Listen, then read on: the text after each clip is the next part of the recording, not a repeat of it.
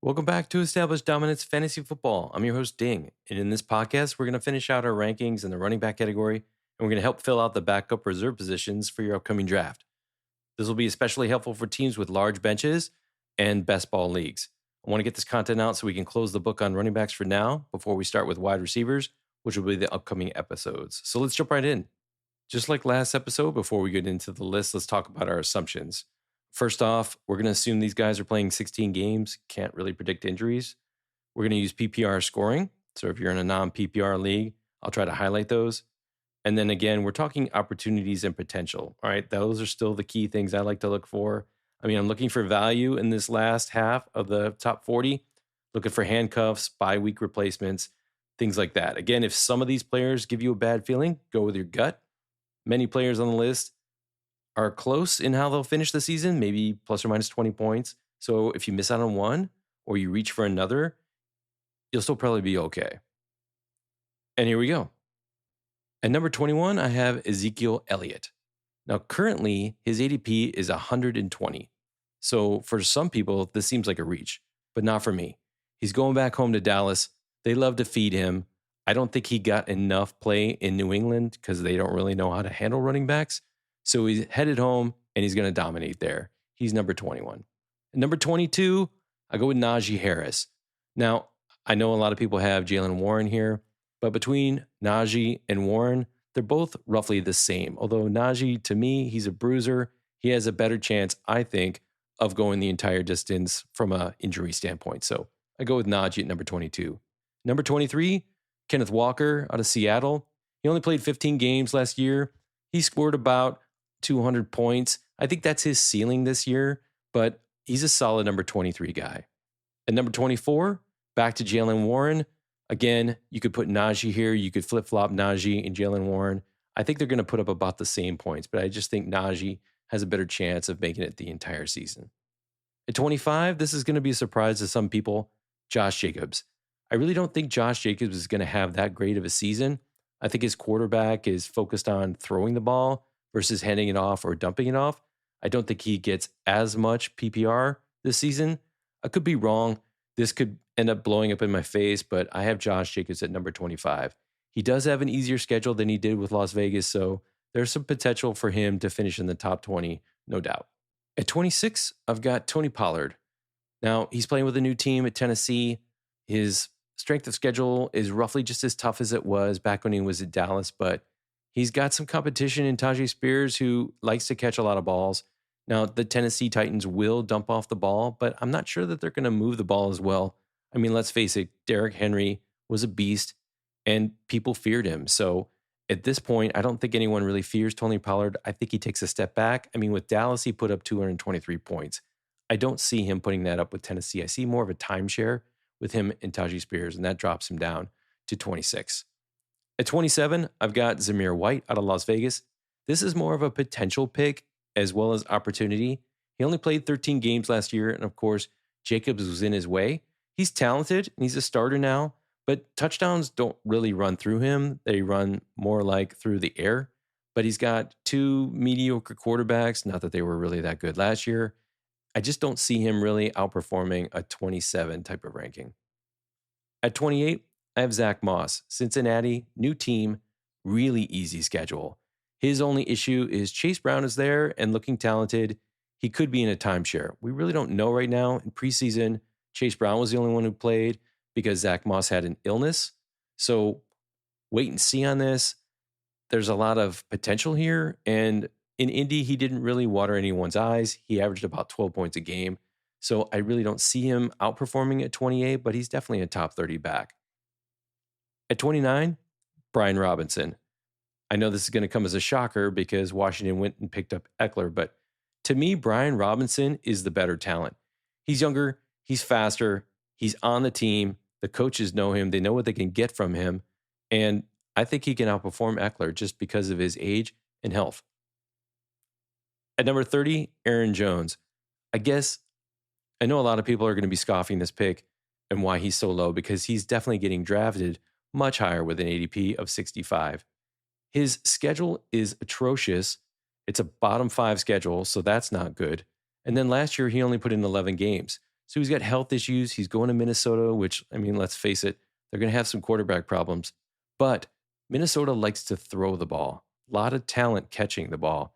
So I could see Aaron Jones maybe picking up some PPR points, but I really don't see him cracking 180 total points, which is what's really going to limit him. So I've got him at 30. Now, at 31, I've got Gus Edwards. Previous episode, I said he's a top 30 back. The more I look at it, 31 is about right for him. Let's face it, we really don't know if it's going to be him or Dobbins. I give the edge to Gus because he's healthy. Now, the Chargers have the second easiest schedule in the NFL, so there's a lot going for him. I definitely think he can finish in the top 32, no question. He's a starting running back. I'm going with Gus. At 32, Jerome Ford. Now, it's Cleveland, right? And Nick Chubb isn't there. And when Nick Chubb was gone, Jerome Ford put up 212 points. That's a lot, all right? That gave him a number 16 finish. Do I see him dropping that much this year? It really depends on how Nick Chubb comes back. And I got to tell you, Nick really blew out his knee. So, I mean, there's not a whole lot of news on him, and rightfully so. I mean, let's let that guy heal up and come back when he's ready. I see Jerome Ford going almost the whole distance, especially if Cleveland has any playoff capability.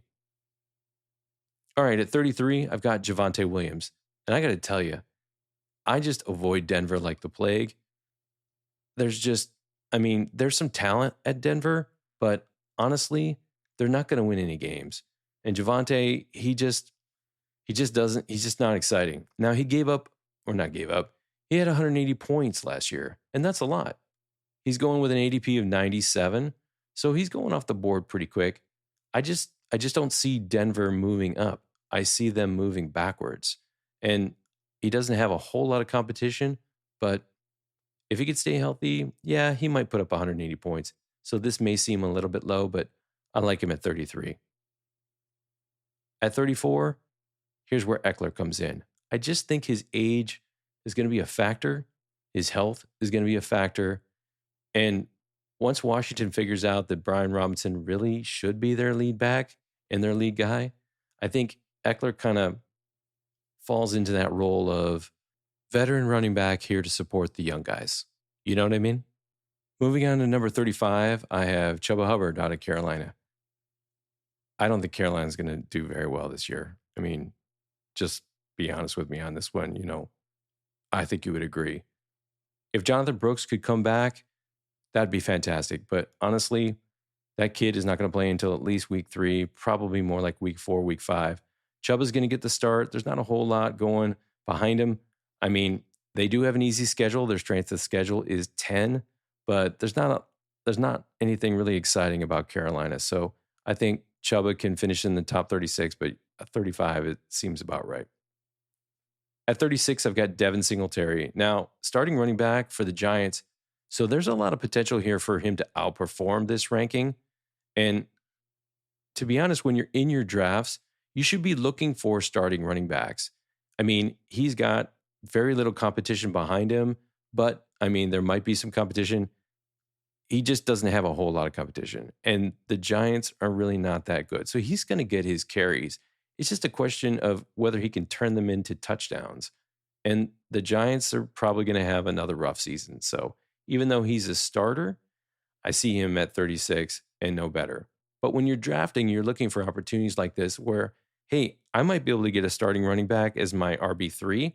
So just in case one of my other starters gets hurt or you need a bye week replacement, he's a perfect kind of guy for that. All right, at 37, I have Tyjae Spears. The timeshare with Pollard is going to affect him, although he had a timeshare last year and he still had 153 points. He's the guy on third down who catches all the balls. He had 52 receptions last year. I see him putting up similar numbers. That gets him in the top 40, and I think it's a respectable pick at 37. So you definitely go out and get him.